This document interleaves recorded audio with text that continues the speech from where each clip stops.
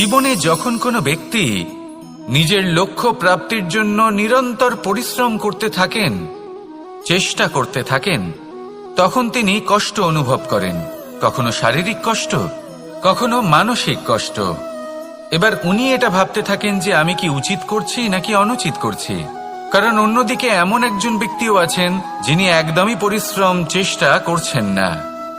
তিনি মদিরা পান করেন, বিলাসিতায় জীবন কাটান, অলস প্রকৃতির হয়ে ওঠেন, নিদ্রাতে বিলীন হয়ে থাকেন আর ভাবেন যে তিনি সুখ লাভ করছেন।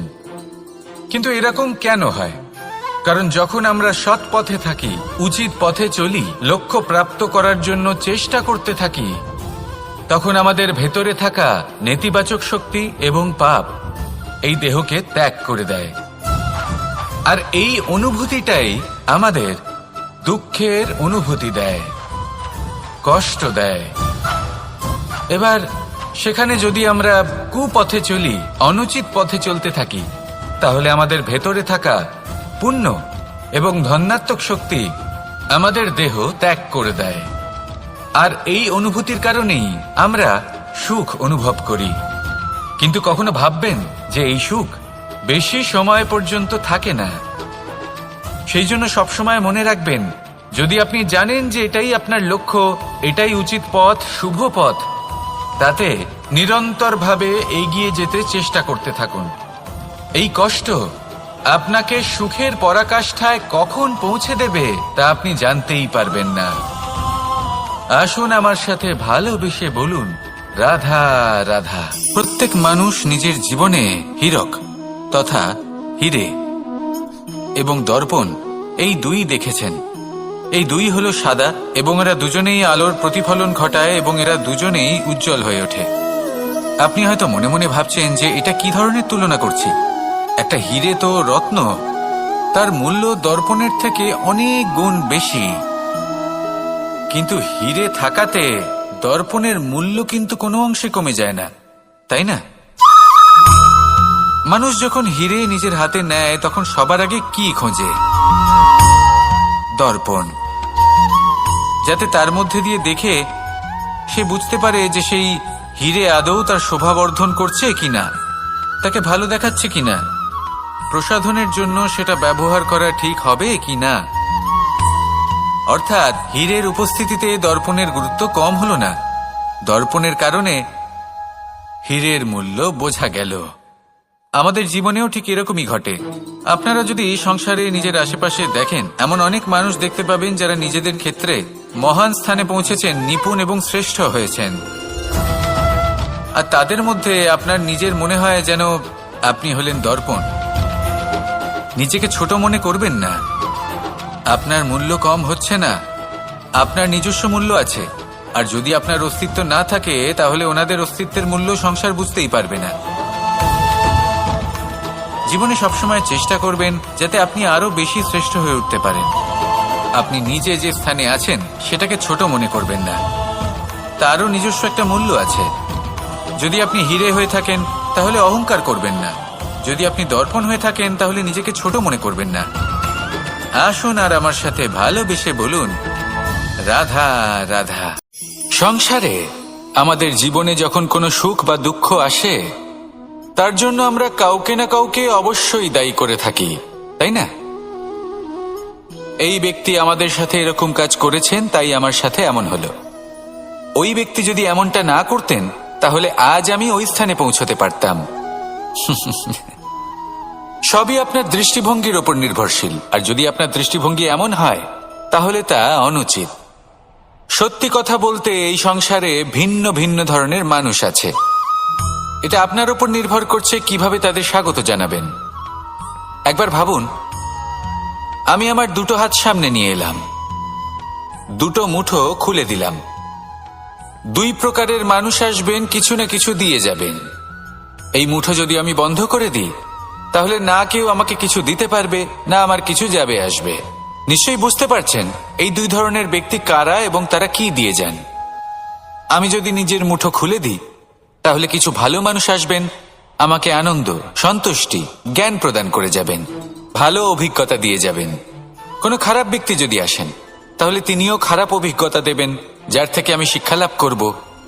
এই সব কিছু আমি লাভ করতে পারি। মুঠো যদি বন্ধ করে রাখি তাহলে আমি কিছুই পাবো না। দেখুন, এই সংসারে প্রত্যেকের জীবন এইরকম। প্রত্যেকের জীবনে সবকিছুই আছে, ভালো খারাপ দুই মানুষই আছে। ভালো অভিজ্ঞতা আছে, খারাপ অভিজ্ঞতা আছে। নির্ভর করছে আপনার উপর যে আপনি কি করবেন। এনাদের স্বাগত কিভাবে জানাবেন, কার থেকে কি বুঝবেন, কি শিখতে পারবেন, আর কোন দৃষ্টিভঙ্গি নিয়ে অগ্রসর হবেন। এটাই নির্ধারণ করবে যে আপনার জীবন কেমন হবে। আসুন আমার সাথে ভালোবেসে বলুন, রাধা রাধা। মানুষ জন্মগ্রহণ করে, তার সাথে ভয়েরও জন্ম হয়। ছোটবেলা থেকেই আমাদের মনে কোনো না কোনো প্রকারের ভয় থেকেই যায়। কেউ এই বিষয়ে ভয় পায় যে তার কোনো বস্তু তার থেকে দূরে চলে যাবে। কেউ এই বিষয়ে ভয় পায় যে আমি নিজেকে হারিয়ে ফেলব। কেউ এই ভেবে ভয় পায় যে আমার প্রিয়জনেরা তারা যেন আমার থেকে দূরে না চলে যায়। কেউ এই ভেবে ভয় পায় যে আমরা যেন পথ না হারিয়ে ফেলি, আদি ইত্যাদি। কিন্তু সত্যি কথা বলতে ভেবে দেখুন, এই ভয় বাস্তবে কি? শুধুই একটা মনস্থিতি, আর কিছুই নয়। যা কিছু আপনি জীবনে পেয়েছেন তা একদিন আপনাকে হারাতে হবে। এই জীবন হলো আপনারই, কিন্তু তাও একদিন সমাপ্ত হবে। তাই ভয় পেয়ে কি লাভ? এই ভয় শুধু আপনাকে জীবন যাপন করা থেকে বাধা দিচ্ছে, আর কিচ্ছু নয়। পথ হারিয়ে ফেললেই বুঝতে পারবেন যে নতুন পথ কিভাবে বানাতে হয়। কিছু মানুষকে জীবন থেকে হারালে তবেই আপনি বুঝবেন যে আপনার আপনজনকে। এই ভয়ের কারণে ভীত হয়ে থাকবেন না। এই তারা নক্ষত্র অন্ধকারের অভাবে গুরুত্ব হারায়। শিবকেও মহাদেব হবার জন্য বিষপান করতে হয়েছিল। প্রত্যেক পরিস্থিতি, প্রত্যেক সাফল্য আপনার পরীক্ষা নেবে। তাতে উত্তীর্ণ হওয়া হলো আপনার কর্ম। যখনই আপনি ভয় পাবেন বা সংকটের সম্মুখীন হবেন, তখন সাহসের সাথে তার সম্মুখীন হন। মনে রাখবেন, যে সম্মুখীন হতে জানে সাফল্য তার সাথে সবসময় থাকে। আসুন আর আমার সাথে ভালোবেসে বলুন, রাধা রাধা। এই সংসারে সব থেকে বেশি কোমল বস্তু হলো রেশম। এই রেশম এতটাই কোমল হয় যে এর পুরো একটা থান শুধুমাত্র একটা হাতে ধরা সম্ভব। কখনো ভেবে দেখেছেন এই রেশম কিভাবে হয়? একটি কীট তার লালার দ্বারা উৎপন্ন হয়। এই কীট সেই রেশমকে পাক দিতে থাকে, পাক দিতেই থাকে, আর আস্তে আস্তে তার মধ্যেই জড়িয়ে পড়ে। শেষে ওর এই সুন্দর অমূল্য সৃষ্টি রেশমের এই সুতো, তার নির্মাণ কার্য পূর্ণ হয়। কিন্তু তাতেই ও নিজে বন্দী হয়ে যায়। নিজেরই মায়াজালের এই বন্দী গৃহে নিজেই ফেঁসে যায়। এবার এই সুতোকে ব্যবহারযোগ্য করে তোলার জন্য এই কীটগুলিকে এই কবচের সাথেই ফুটন্ত জলে ফেলে দেওয়া হয়। এই সংসারে যদি আমাদের স্বপ্ন এই সংসারের দুঃখ হরণ করার জন্য, এই সংসারে সুখ বিতরণ করার জন্য হয়, তবেই আমাদের প্রগতি সম্ভব। যদি আমাদের এই স্বপ্ন শুধুই আমাদের এবং আমাদের স্বার্থ সিদ্ধির জন্য হয়, তাহলে এই স্বপ্ন আমাদের অন্ধ করে দেবে, আমাদের অন্ধকারের পথে নিয়ে যাবে, আর আমরাও সেই কীটের মতো হয়ে যাব। নিজেদেরই মায়াজালে আমরা নিজেই ফেঁসে যাব, আর শেষে আমরা যদি কিছু লাভ করি তা হবে একাকিত্ব, অন্ধকারময় মৃত্যু। তাই স্বপ্ন অবশ্যই দেখুন, কিন্তু এমন ভাবে স্বপ্ন দেখবেন না যে তার এই বন্দিগৃহে আপনি নিজেই ফেঁসে গেলেন। স্বপ্ন দেখুন পরোপকারের, পরমার্থের, সবাইকে উদ্ধারের, অন্ধকারের নয়। তবেই কল্যাণ হবে, আর তবেই এই হৃদয় প্রসন্ন হয়ে বলবে, রাধা রাধা। মানুষ যখন এই সংসারে প্রবেশ করে, অর্থাৎ জন্মগ্রহণ করে, তখন নিশ্চিন্তে থাকে, আনন্দে থাকে। কিন্তু যেই মাত্র তার মধ্যে বোধশক্তি আসে, তখন সে চিন্তা করতে শুরু করে। চিন্তা ভবিষ্যতের, সেই সমস্ত বিষয় নিয়ে চিন্তা করে যা ওর হাতে নেই। তারপর বড় হয়, বিবাহ সম্পন্ন হয়, গৃহস্থ জীবন যাপন করে, তারপর আবার চিন্তায় মগ্ন হয়ে যায়। ভাবে, এই যে আমার পরিবার, আমি কি ঠিকমতো তার খেয়াল রাখতে পারছি? কাল যখন আমি এই সংসার থেকে চলে যাব, তখন আমার এই পরিবারের দেখাশোনা কে করবে? শেষ পর্যন্ত এই পরিবার তো আমারই উত্তরদায়িত্ব। যাক, আপনাকে একটা প্রশ্ন করি। এই সংসারে আসার পূর্বে আপনি কি এই প্রশ্ন করেছিলেন, এটা ভেবেছিলেন যে আমাকে ছাড়া এই সংসার কিভাবে চলবে? করেননি, তাই তো? তাই আপনার এটা নিয়ে দুশ্চিন্তা করার প্রয়োজন নেই যে আপনি যখন এই সংসার ত্যাগ করে চলে যাবেন তখন কি হবে।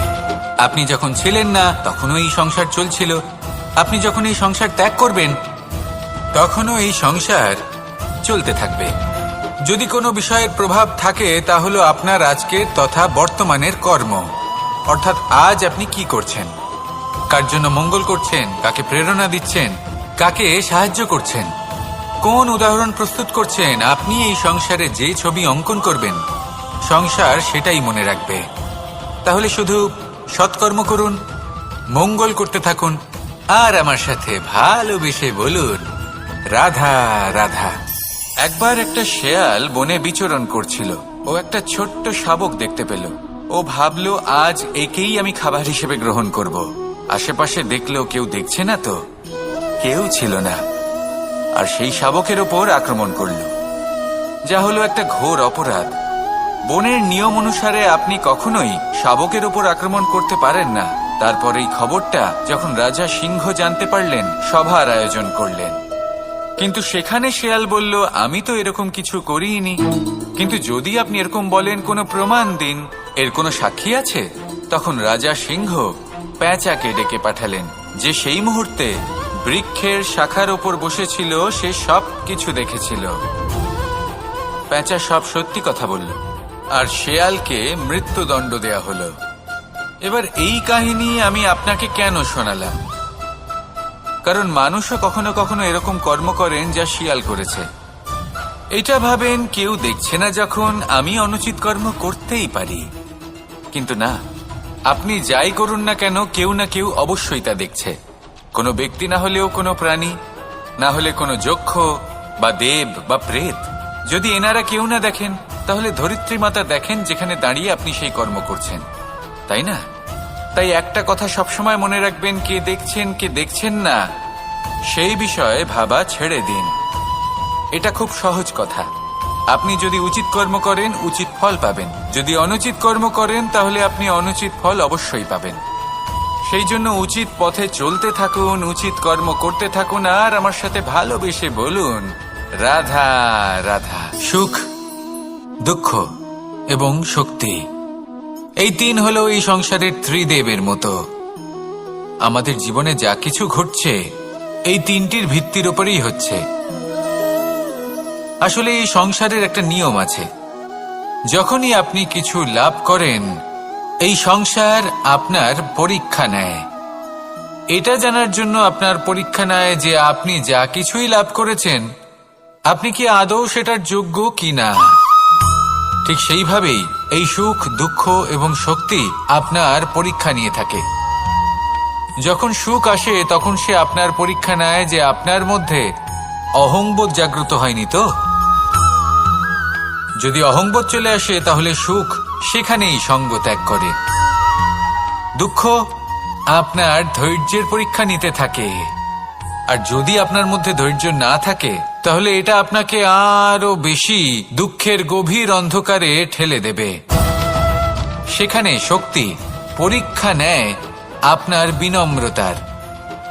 যদি আপনি বিনম্র না হন, তাহলে হয় এই শক্তি আপনার সঙ্গ ত্যাগ করবে, নয় এই শক্তি বিনম্রতার অভাবে আপনার পতনের কারণ হতে পারে। এই সংসারে যে কোনো ব্যক্তি যিনি এই পরীক্ষায় উত্তীর্ণ হয়ে থাকেন, এই জীবনে তিনি সাফল্য লাভ করেন। আসুন আমার সাথে ভালোবেসে বলুন রাধা রাধা। আমি মনুষ্য রূপে জন্ম নিয়েছি এবং সমস্ত কর্ম এই রূপেই করেছি। কিন্তু আশ্চর্যের বিষয় হলো যে আজও মানুষ আসেন এবং হাত জোড় করে প্রার্থনা করেন যেন আমি ওনাদের সহায়তা করি। আপনাদের একটা কথা বলতে চাই, আমি সকলকে সাহায্য করতে পারবো না, কিন্তু আমি শিক্ষা অবশ্যই দিতে পারবো, জ্ঞান প্রদান করতে পারবো। এমন কিছু জ্ঞান যার ভিত্তিতে মানুষ যা চাইবেন তাই লাভ করতে পারবেন, যদি সঠিক কর্ম করতে থাকেন। যখন কংসের অসুররা তার লক্ষ্য আছে, আপনি অবশ্যই লাভ করবেন। আর এই মন সুপ্রসন্ন হয়ে বলবে, রাধা রাধা। ভোজন। এই সংসারে যেই হোক না কেন, কোনো মানুষ হোক, কোনো প্রাণী হোক, কোনো কীট হোক বা কোনো বনস্পতি হোক, প্রত্যেকের জন্য ভোজন অতি আবশ্যক। কারণ ভোজন থেকেই শক্তি পাওয়া যায়, আর সেই শক্তি দিয়েই সংসারের, আমাদের জীবনের সমস্ত কার্য করা যায়। এবার এমন এক ধরনের শক্তি হয় যা শীতের ঋতুতে সূর্য থেকে আমরা পেয়ে থাকি, আর আরেক ধরনের উত্তাপ হয় যা দিয়ে ভোজন রান্না করা হয়, সুস্বাদু নানান ধরনের ভোজন।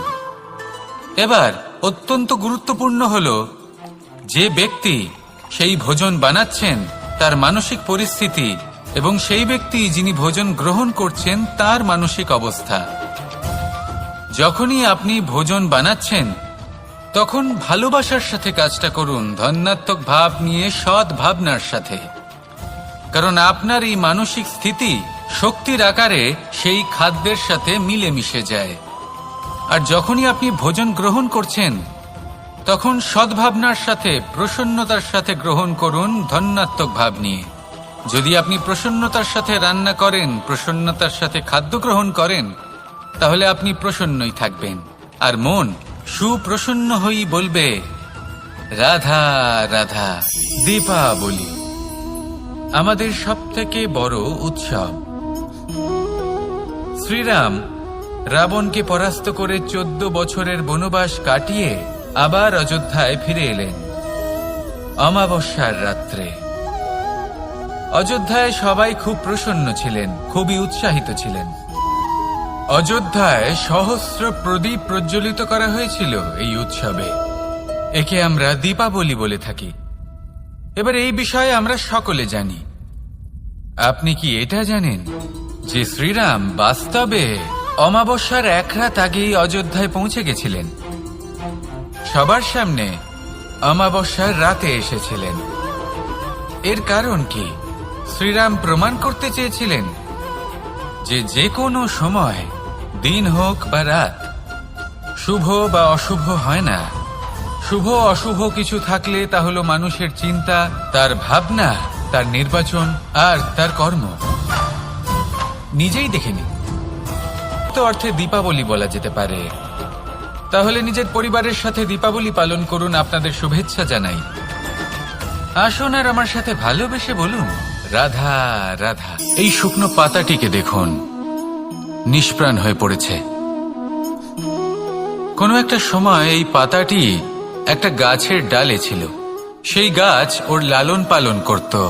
যখন যখন বাতাস বইত, এই পাতায় কম্পন দেখা দিত, মনকে প্রফুল্ল করে তুলত। কোনো একদিন এই পাতা গাছের ডাল থেকে ঝরে পড়ে গেল। নিঃসন্দেহে ও নিজের স্বাধীনতা পেল, কিন্তু আস্তে আস্তে শুকিয়ে গেল, নিষ্প্রাণ হয়ে গেল। দেখুন, আমি এই কথা বলছি না যে স্বাধীনতা অনুচিত, কখনোই না। কিন্তু যে কোনো পরিস্থিতিতে স্বাধীন হতে চাওয়া এটা নিশ্চিতরূপে অনুচিত। আমরা যদি আমাদের জীবনে পরিবারের গুরুত্ব ভেবে দেখি, তাহলে এই পরিবারে যতই মতভেদ থাকুক না কেন, যতই মনোমালিন্য থাকুক না কেন, যতই বিবাদ থাকুক না কেন, এই সব মিটিয়ে নেওয়া অত্যন্ত প্রয়োজনীয়। সেই সবকিছু সমাপ্ত করা অত্যন্ত প্রয়োজনীয়। কখনো এই পরিবারকে ভাঙতে দেবেন না, কখনো এই পরিবার থেকে দূরে চলে যাবেন না। এই পরিবার হলো আমাদের জীবনের একটা অমূল্য সম্পদ, অমূল্য এক আশ্রয়, যা এই সংসারে হয়তো কোথাও আপনি পাবেন না। তাই একে আগলে রাখুন। ভেবে নিন আপনি পাতা আর আপনার পরিবার সেই গাছ। আসুন আমার সাথে ভালোবেসে বলুন, রাধা রাধা। বিপদ সকলের জীবনেই আসে, কিন্তু অনেক মানুষ বিপদ এলে ভগবানকে দোষারোপ করেন। বলেন যে আপনি আমাকে রক্ষা কেন করছেন না? আপনার প্রতি আমার মনে অপার ভক্তি, সর্বদা আপনার জপ করি, তাও আপনি না আমাকে এই বিপদ মুক্ত হওয়ার কোনো পথ দেখাচ্ছেন, না এই বিপদ থেকে আমাকে বের করছেন। এবার এটা হলো আপনার ভাবনা, আপনার দৃষ্টিভঙ্গি। এবার আমি বলি সত্যিটা আসলে কি। সত্যি হলো এটাই যে ঈশ্বর সবসময় আপনার সাথেই আছেন, থাকবেন। দেখুন সেই বীজের দৃষ্টিভঙ্গির দ্বারা যে মাটির নিচে চাপা পড়ে আছে, তাকে পরিণত হতে হবে এক বিশাল সুন্দর বৃক্ষে। তা তখনই হবে যখন তা ভাঙবে, ভাঙবে তখনই যখন সে উত্তাপ পাবে। উত্তাপ কোত্থেকে পাবে? সূর্যের তাপ থেকে। সূর্যের তাপ থেকে ধরিত্রীও বাঁচতে পারে না, তাকে তা সহ্য করতেই হয়। আর যখন এই ধরিত্রী আর এই বীজ এই দুই তপ্ত হয়ে যায়, তখনই এই প্রকৃতি বর্ষা আনে। আর সেই বর্ষার জলেই এই বীজ এক সুন্দর বৃক্ষে পরিণত হয়। আছেন তো ঈশ্বর আমাদের সাথে সব সময়। সেইভাবেই আপনার জীবনে যদি কোনো বিপদ আসে, কোনো সংকট আসে, তার মানে এটা নয় যে আপনারই কোনো পাপের শাস্তি আপনি পাচ্ছেন। হয়তো ভবিষ্যতে আপনাকে একটা সুদৃঢ় কাঠামো হতে হবে, তার প্রয়োজন আছে। তাই এটা হলো তার ভিত। যতটা শিখবেন, যতটা শক্তিশালী হবেন, ততটাই দৃঢ় কাঠামো হবেন। নিশ্চয়ই দেখেছেন, অলংকার বানাবার পূর্বে সোনাকেও অনেক রকম পরীক্ষা দিতে হয়, আগুনে তপ্ত হতে হয়। সেইভাবেই যদি আপনি কখনো শূরবীর হতে চান, তাহলে লাক্ষাগৃহের তাপ সহ্য করতেই হবে। তাহলে আসুন আমার সাথে বলুন, বন্দে ধর্মা, বন্দে কর্মা, রাধা রাধা। অনেক সময় মানুষ অতীতকে দেখেন আর তখন অহংবোধে পরিপূর্ণ হয়ে ওঠেন। কখনো বর্তমানের দিকে তাকান, ভবিষ্যতের দিকে তাকান আর পরিতৃপ্তিতে ভরে ওঠেন। কেন বুঝতে পারেন না একটা সহজ কথা? এই যে সৃষ্টি, এই সৃষ্টি হলো একটা বড় চক্র, যা বারংবার আপনার কাছে ফিরে আসবেই। কঠিন থেকে কঠিনতর পরীক্ষায় আপনাকে নিযুক্ত করবে, যাতে আপনাকে উত্তীর্ণ হতেই হবে। যা কাল ছিল তা আজ নেই, এটা সবাই জানেন। যা আজ আছে তা হয়তো কাল থাকবে না, এটাও আপনাকে মেনে নিতে হবে, তাও আবার হাসি মুখে। শান্ত থাকতে শিখুন আর কখনো এই মনের মধ্যে অহংকার উৎপন্ন হতে দেবেন না। হতে শিখুন সেই হিমবাহের মতো। হয়তো এই জন্যই এত শীতল থাকে, কারণ ও জানে গতকালও জল রূপে ছিল, আজ বরফ রূপে হয়তো আছে, কিন্তু কাল পুনরায় সে জলেই পরিণত হবে। নিজেকে শান্ত রাখুন। হয়তো আজ আপনি সাফল্যের শিখরে আছেন, হয়তো বা নেই। আপনাকে প্রত্যেক দিন অবশ্যই দেখতে হবে। শুধু নিরন্তর প্রচেষ্টা করতে থাকুন, প্রত্যেক পরিস্থিতির জন্য তৈরি থাকুন, আর একে ভারসাম্যে রাখতে শিখুন। আপনার কাল হোক, আজ হোক বা আগামীকাল, আপনার ভালো দিন হোক বা খারাপ দিন, সব পবিত্র হয়ে যাবে। তাহলে আসুন আর আমার সাথে ভালোবেসে বলুন, রাধা রাধা। অন্ধকারাচ্ছন্ন রাত্রি যদি এসে থাকে, তাহলে আলোকিত প্রকাশ নিয়ে সূর্যও অবশ্যই আসে। রোগ যদি এসে থাকে, তাহলে তার ওষুধও অবশ্যই আসে। সমস্যা যদি আসে, তাহলে সেই সমস্যার সমাধানও নিজে থেকেই আমাদের কাছে চলেই আসে। এই সংসার, এই জীবনের শুধুমাত্র একটাই নিয়ম আছে, আর তা হলো এটাই, এই সংসার হলো একটা চক্রের মতো। এতে শাশ্বত বলে কিছু নেই, নিত্য বলে কিছু নেই, আর যা কিছুই রয়েছে সব বদলাতে চলেছে। যদি আপনার জীবনে দুঃখ থাকে, সমস্যা থাকে, যদি আপনি বিপদ দ্বারা আচ্ছন্ন, তাহলে মনে রাখবেন সবকিছু বদলে যেতে চলেছে। দুঃখের সময় কাঁদবেন না, মনকে আরো দুঃখী করে তুলবেন না, কারণ এখানে যা কিছুই এসেছে তা যাওয়ার জন্যই এসেছে। তাহলে এত চিন্তা কিসের? আনন্দ সহকারে জীবন যাপন করুন আর আমার সাথে ভালোবেসে বলুন, রাধা রাধা। যদি কোনো সিংহ বানরের মতো গাছে চড়তে চেষ্টা করে, তাহলে কি হবে? একটা মাছ যদি মাটিতে হাঁটতে চেষ্টা করে, তাহলে কি হবে? তারা বিফলই হবে। কিন্তু এরকম কেন হয়? তার কারণ হলো প্রকৃতির রচনা কিছুটা এরকম। এখানে প্রত্যেকটি ব্যক্তিকে, প্রত্যেকটি প্রাণীকে আলাদা আলাদা গুণের অধিকারী করা হয়েছে এবং সকলকে একটা সীমাও প্রদান করা হয়েছে। এবার এই যে বৃক্ষ, পশু, পাখি, এদের মধ্যে সেই ক্ষমতাই নেই যে এরা নিজেদের যাচাই করতে পারবে, নিজেদের সীমাগুলো বুঝতে পারবে। নিজেদের সদ্গুণগুলো চিনতে পারবে, এরা সেটা করতে পারবে না। কিন্তু মানুষ তো আলাদা। মানুষের কাছে সেই বিশেষ শক্তি আছে যে তারা পূর্ণরূপে নিজেদের যাচাই করতে পারবে, নিজেকে পূর্ণরূপে বুঝতে পারবে, নিজের দোষ, নিজের অপগুণ, নিজের সদ্গুণ, নিজেদের সীমাগুলো তারা বুঝতে পারবে। আর এটা অত্যন্ত গুরুত্বপূর্ণ। কথায় আছে যে যদি সাফল্য লাভ করতে হয় তাহলে নিজেকে যাচাই করে নিতে হবে। তাই নিজেকে যাচাই করুন, নিজের সাথে পরিচিত হয়ে যান এবং জীবনে কর্ম করতে থাকুন। সাফল্যের শিখরে অবশ্যই পৌঁছে যাবেন। আর ওখানে যদি যান তাহলে এই মন প্রসন্ন হয়ে অবশ্যই বলবে, রাধা রাধা। বনের মধ্যে যদি আপনি কোনো বিষাক্ত সাপ দেখেন তাহলে কি করবেন? আপনি তখনই তার থেকে দূরে পালাতে চেষ্টা করবেন। আর এটা কেন করবেন? নিজের রক্ষার্থে। এই কথা আমি নয় মেনে নিলাম, কিন্তু নিজের জীবনে এটা করেন না কেন? আপনি যেখানেই যান, যে স্থানেই যান না কেন, প্রত্যেক সময়, প্রত্যেক মুহূর্তে এমন বিষাক্ত সাপ আপনি অবশ্যই খুঁজে পাবেন। আর সেই সাপ নয় যাদের আপনি বনে খুঁজে পাবেন, এরা হলো সেই সাপ যা আপনাকে পাপ করতে বাধ্য করবে। আপনার অন্তরের বাসনা, ক্রোধ, অহংকার, লোভ, ঈর্ষা এদের বৃদ্ধি ঘটাবে।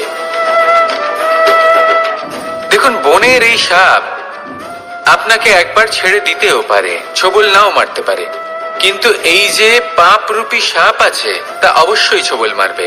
কর্ম যদি করেন তাহলে অবশ্যই ফল পাবেন। সেই জন্য যখনই কোথাও যাবেন, যদি এমন কাউকে দেখেন, যদি এমন কিছু দেখেন যে আপনাকে পাপ করতে বাধ্য করছে, তাহলে সেই মুহূর্তে সেখান থেকে পালিয়ে যান। যেমন বনের সাপ দেখে আপনি পালাতে থাকেন। সৎকর্মের রক্ষা অত্যন্ত আবশ্যক। আসুন আর আমার সাথে ভালোবেসে বলুন, রাধা রাধা। মনুষ্য জীবনের সব থেকে বেশি গুরুত্বপূর্ণ বিষয় হল মনের একাগ্রতা। এই সংসারের যে কটি মহান কার্য সম্পাদন হয়েছে তা হলো মনের এই একাগ্রতার একমাত্র ফল। আপনি অবশ্যই দেখে থাকবেন, অনেক ছোট বড় নদী যা বয়ে চলে তাদের সামনে একটা বাঁধ নির্মাণ করা হয় সেই সব নদীর জল সঞ্চয় করতে। বাঁধ হয়ে গেলে প্রয়োজন মতো বা মনের ইচ্ছে মতো তাকে ব্যবহার করা সম্ভব। এবার এটাই আমাদের মনের সাথেও সম্ভব। আমাদের মনের একাগ্রতা আজকের দিনে দাঁড়িয়ে বিভিন্ন ধরনের বিকার, ক্রীড়া এবং ভোগের মধ্যে ভাগ হয়ে গেছে।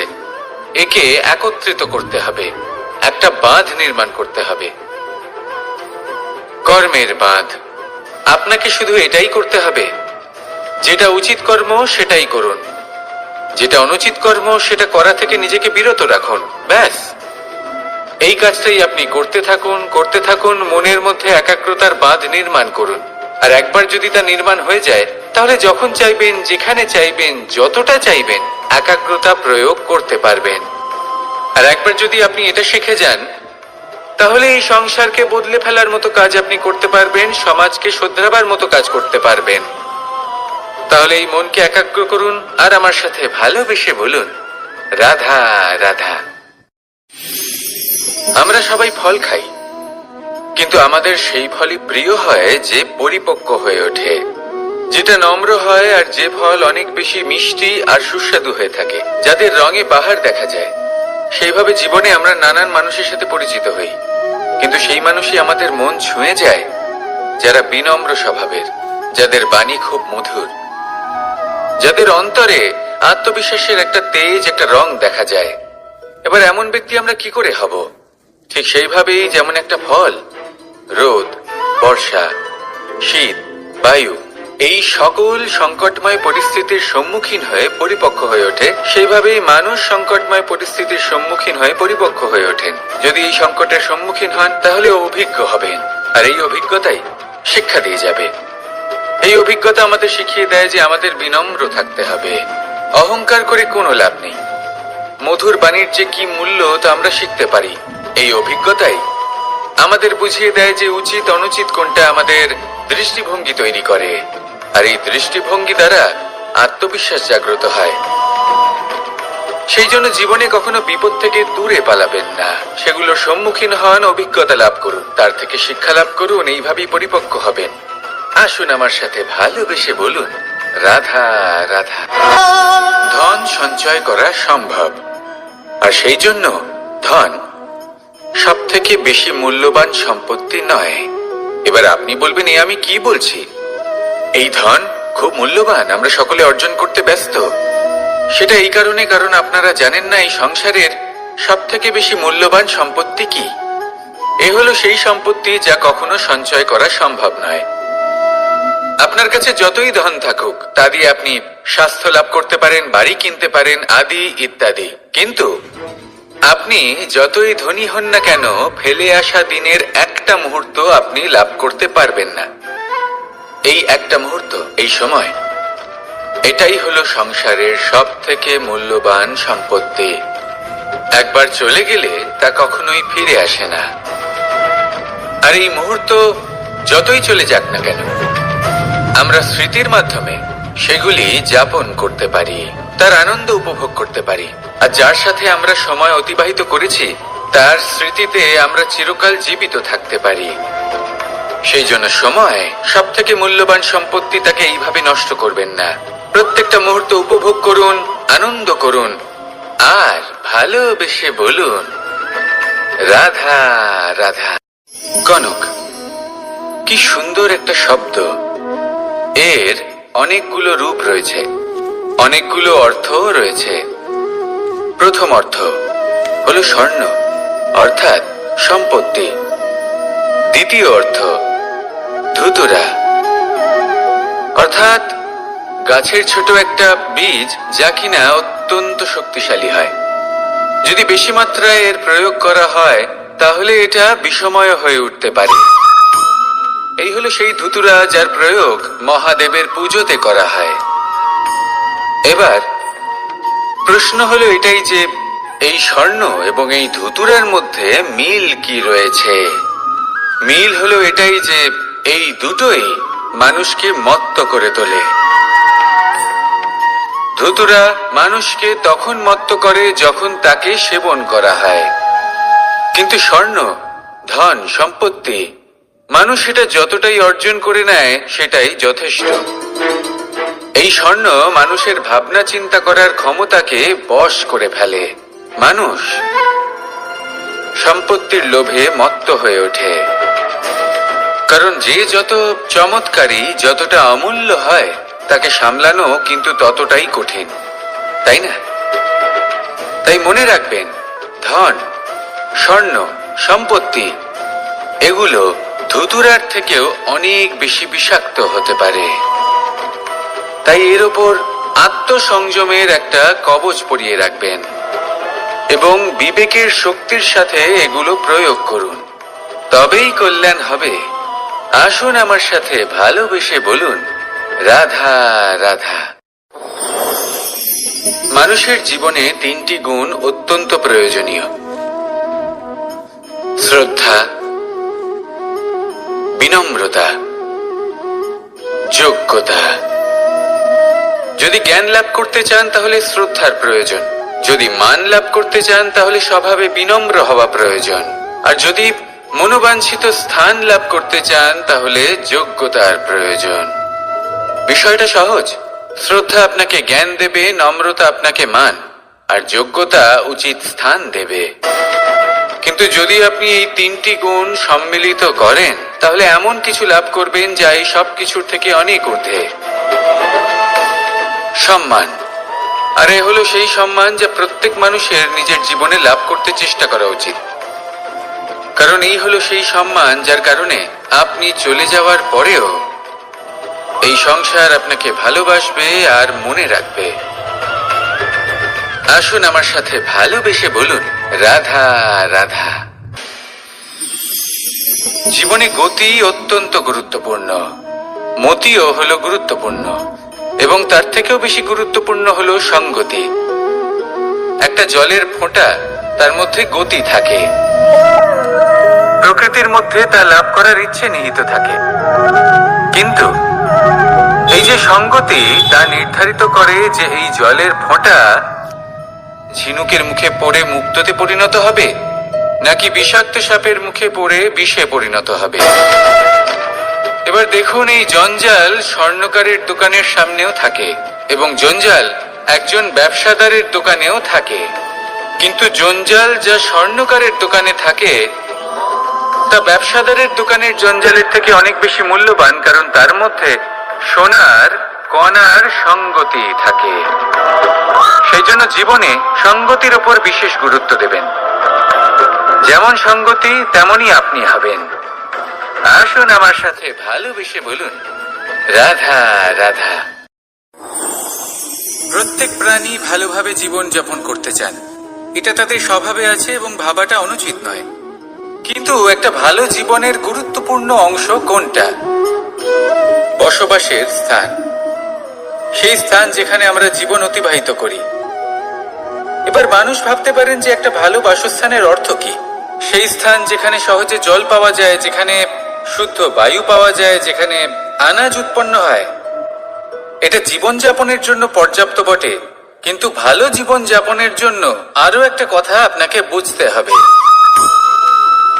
সাধু, জ্ঞানী, পণ্ডিত ব্যক্তি, এই সকল মহাপুরুষ, এনাদের যে বাসস্থান তা অত্যন্ত বিশেষ হয়। এখানে এক ধরনের বিশেষ ইতিবাচক শক্তি থাকে, এমন একটা স্থান যেখানে দেবতারাও বিচরণ করেন।